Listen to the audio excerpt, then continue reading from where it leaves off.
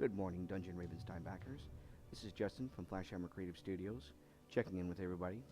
Thought I'd do a video update for a change, and wanted to go over the process thus far, and kind of give you guys an idea of what's going on here behind the scenes, and maybe fill you in on where we're at and how we got here, and why it's taken as long as it has to get you guys the best possible product I could produce. So let's get started. Okay, what you see here first up is the original concept art provided by our client, Dark Raven Games, and we went ahead, took this, we had a meeting, we talked about what we wanted to see, and I went ahead and created the more detailed version that you see now. So the next step in the process was we take the finalized concept art and we gave it to the artists. We get the same guys that did Castle Ravenstein, and they took a crack at it. Initially, what we came up with was consistent with the art style of the original castle, but it just, there was a lot of negative space that wasn't being used. It was filled up with texture, so it looked good, but there wasn't a whole lot of real estate for gaming, and that was part of the objective here, was to produce something that was attractive, something that was flavorful, but also needed to be useful. So that being the case, I went in and I used the floor plan as like inspiration, and I redesigned it. Using as much of the surface space of the map as possible to provide the largest and most dynamic gaming environment I possibly could with what I had to work with. So with that knocked out, we went ahead and sent the version 2 back to the artists, and they took a couple of weeks to take a crack at it.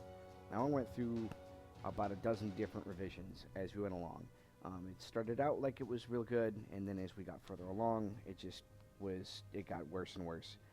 And herein lies the inherent risk and trouble with doing a creative, collaborative work with different artists.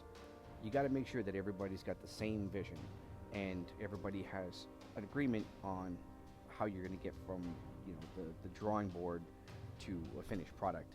And everybody's got different methods, and sometimes it just doesn't work out. So what we ended up with in the end was something that looked like a half-finished Facebook game.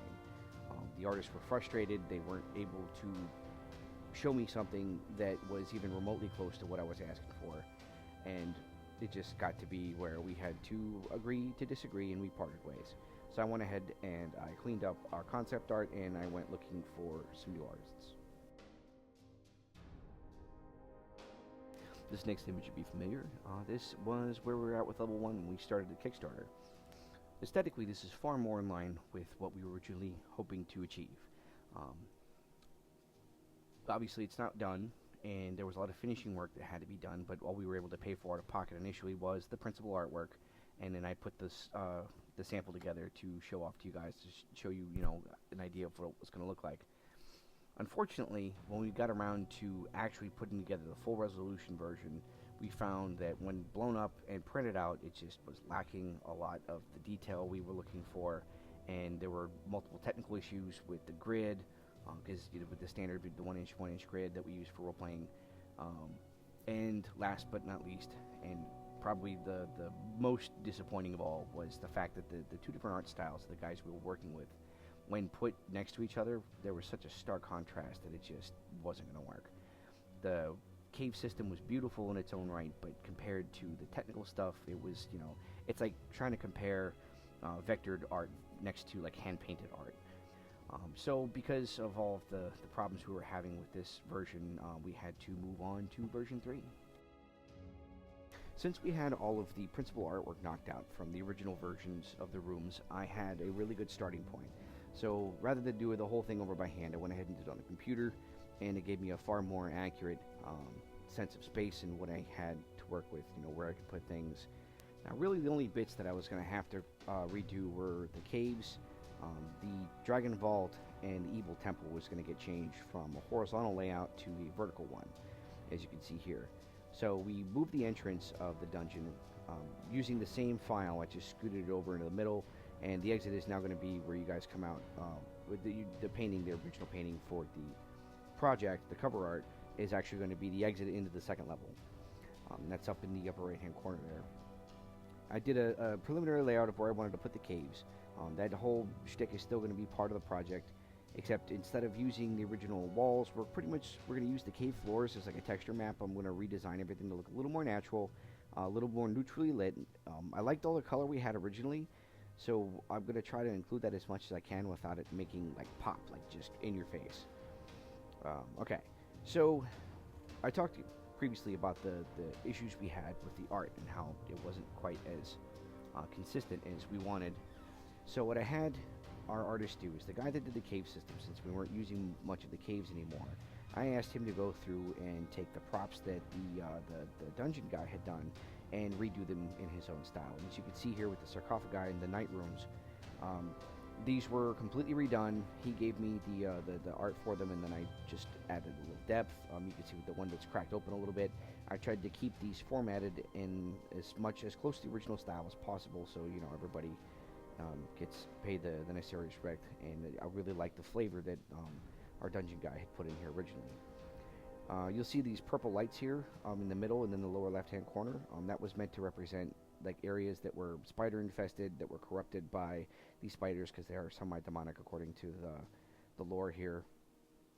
And I got some really, really great progress. I'd managed to knock a lot of this out in about 2 to 3 weeks here, because I had to completely redesign the hallways from scratch using the floor tiles that I was given by the dungeon artist. I had to add some detail to help fill in, some of the negative space, to add flavor, spawning points for monsters, etc. And I'd gotten along fairly well. In fact, this version is the only version that I have left from those original files. This was originally going to be the final layout of the center of the map, and then obviously you'd have the royal area and the dragon tomb on the one side, the evil temple on the other side, and the caves. I was just starting to get some really good progress on. You can see in the lower left-hand corner here, or right-hand corner rather.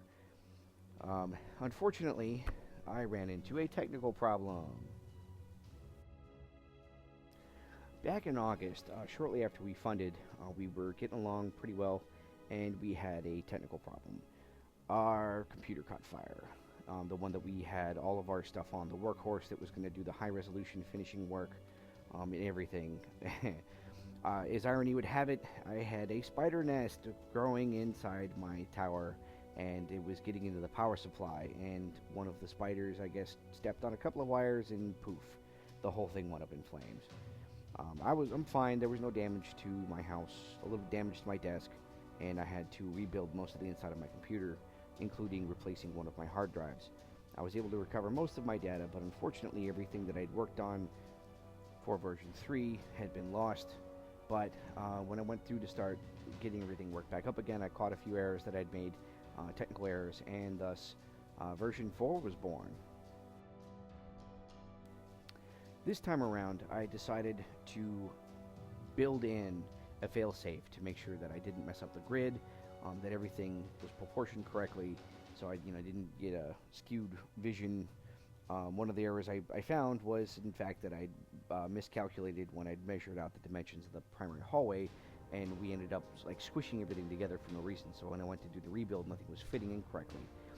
You'll notice, like for example, there's the large gap here between the two mummy rooms. If you look over in any of the center blocks, you've got the mummy, I think they're all soldier rooms, before they were squished together, which didn't look too bad, but I felt it was kind of crowded. Now we've got enough space here where it actually feels roomy, it feels cavernous, it's got what we're looking for. Okay, so in doing the floors, I added a hell of a lot more detail than we had originally. I went all out, balls to the wall, with the whole Celtic tile thing, and I had a blast redesigning the floors. This time we have what I will refer to technically are the spacer tiles. They're half width tiles that go between. So we have blocks of 1 inch by 1 inch that have 8 by 8 tiles per block, and then there's a little bit of a bare rock border that goes on there. So when I'm putting together a new room or a new space using this style of construction, I'll go through and I'll lay out inch by inch the grid with these tiles. And once that's done, I'll lay down the spacer tiles to fill the space in between. And what that does is along the lines of the grid in each of these areas, that is where your 1 inch by 1 inch grid is actually laid out with, is using those spacer tiles. Now the actual finished version is going to have your white gaming grid on there, so don't worry about that. You will see in the finished version that some of the rooms are slightly offset from the actual grid, but once you cross from one square into the next, you'll find from a gaming perspective, it's not really going to be too terrible of a deal, and it actually provides some really interesting tactical opportunities, which was kind of where I left that in there intentionally because I wanted to have fun with it. You'll see later on, once I get a test print version, I get some miniatures painted for this. I'll demonstrate what I'm talking about, and I think you'll be pleased with how it comes out. All right, and then what you see here now is the progress I've got on the very final version of the map for level 1. Everything you see here is finished, except for these bare walls here down in the lower right hand corner. Those are going to have the cave system like you saw before, but I've got to recreate the whole darn thing. So I'm going to go ahead, and I've been finishing up all the man-made areas first, and then we're going to do the caves last, because those I have to do completely from scratch. Now currently what I'm working on is the Dragon Vault, so let's take a quick look at that. Alright, the Dragon Vault, also the Dragon Tomb. So, as you see here, we've got the original concept, super simple, no problem. And then this is the first iteration of it, was just not what we were going for. They didn't even attempt the dragon skeleton. So when we moved on to the next artist, he gave a crack at it, and this is the one you guys saw during the Kickstarter.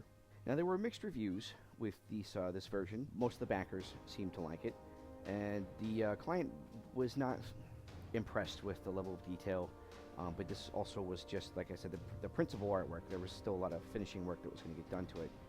Ultimately, I was asked to have the room redrawn. So I took the concept over to our other artist, the one that did the Altar of the Spider Queen, and had him take a crack at it. And this is what you see here now. Looks different, but I felt the detail level was about the same. I did what I could with it for a little while, and it just eventually became obvious that it wasn't going to work and fit the aesthetic that the rest of the dungeon had worked up to at that point without a complete redraw. So ultimately, that's what I ended up doing. And let's take a look at that. Alright, here is the final version of the dragon skeleton. This was drawn completely from scratch using the version 2, the one from the Kickstarter, as the basis. So I laid out the whole skeleton on top of that one to kind of get the same pose, which everybody seemed to agree on. And I went ahead and I corrected the anatomy. I dug up more references than I care to count, and I just went step at a time until I got something that actually looked pretty cool. See, so what we've got here, one of the part of the concept was I wanted the room to look damaged, like the dragon was actively messing everything up as it was trying to escape.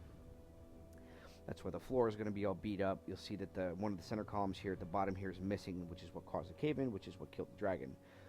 So when it's all said and done, all of this will have the same texture and lighting effects as the rest of the dungeon, and the skeleton will be buried pretty well, but you'll be able to see enough of it to easily tell, that it's there, what it is. Things will get moved around a little bit, tweaked, so we get the maximum amount of detail without showing too much, without showing too little, to get that atmosphere knocked out real good. And unlike the other caved-in areas here, though, the big bit here in the middle where it looks like about half the room was a big cave-in, you'll actually be able to walk around on top of that. The only bit that's going to be caved in all the way to the ceiling is down here at the bottom. Like everywhere else in the dungeon, it's got those small fallen areas, and then other than that, the rest of it should be perfectly fine to tromp around on, and that way you've got all the room you need for your boss fight. And that is actually currently what I'm working on today. Once that's done, that'll get integrated into the large map that you saw a few minutes ago, and I'll be moving on to the Evil Temple. Once level 1 is completely done, it will show you guys the finished work, and I'll get going on the finishing work for level 2. Now, a quick note on level 2, all of the principal work is done for that, of course, and because we don't have the same technical issues we had with this one, it doesn't all need to fit together. Each room is designed to be a separate zone, so as they get finished, just the lighting and the atmosphere stuff gets done. I'll throw a grid on, we'll throw it on the map, give it a spin, and we move on to the next room. So that one should only take me about a week, maybe 2 to 3 weeks max, depending on any issues I might run into to get that one knocked out. And level 3 will probably take me anywhere from 2 weeks to a month, depending on how complex it gets. Keep in mind that level 3, since it is a freebie, we aren't going to have a whole lot of extra detail or props. There will be some basic lighting and shadow work, just like I sent out an example a couple months ago of the finished clean version of level 1, which did include the temple because that's going in a separate file. But it'll be like that, where the lighting will be neutral, the shadows will be there for depth, but won't be too terribly stretching. It's meant to be as customizable as possible and as generic as possible. So it fits any scenario, any situation, any game requirement that you guys might have. That's what it's there for. All right. So I hope this was informative and at least somewhat entertaining. If you guys have any questions, you feel free to contact me via the Kickstarter page or at nacatheb@hotmail.com. That email will be in the description below. So thank you very much for being a part of the process, and thanks for watching.